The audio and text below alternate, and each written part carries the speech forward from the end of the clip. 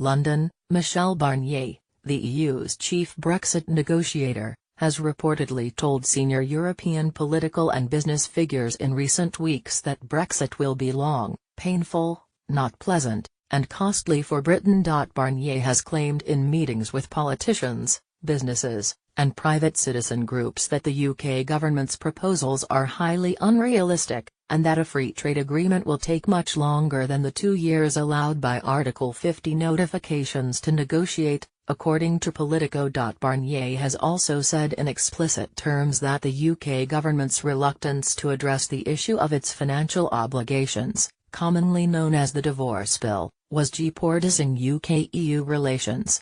How do you build a future relationship if there's no trust, if you haven't honored your commitments? Barnier repeatedly asks his audiences, sources have told Politico. I don't know how to do that. News of Barnier's private remarks to private audiences comes ahead of Prime Minister Theresa May's highly anticipated speech in Italy on Friday, where she is set to deliver a major update on Brexit negotiations. May is reportedly set to reiterate the UK government's desire for a bespoke post-Brexit relationship with the EU. She may also offer to make financial contributions to Brussels during a transition period, in order to plug a hole in the so-called divorce bill. However, Barnier's blunt message to private audiences across the continent has been that Britain still doesn't understand the EU's red lines, according to attendees who have spoken to Politico. For example, on the question of Britain's commitment to the EU budget, which lasts until 2020, Barnier has allegedly said, "We don't accept to pay as 27 what has been decided at 28. It's as simple as that. No way."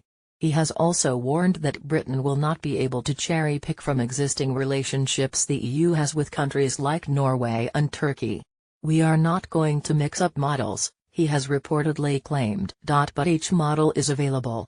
Barnier is a frustrated figure. The EU chief Brexit negotiator has expressed frustration with his British counterparts in recent weeks after the two sides failed to reach an agreement on citizens' rights, the Irish border, and Britain's financial obligations. The EU has insisted that talks cannot move on to the issue of future trade relations until sufficient progress is made on the aforementioned topics. Barnier and Britain's Brexit Secretary David Davis had made no decisive progress in the first stage of negotiations, the former claimed in a press conference at the end of last month.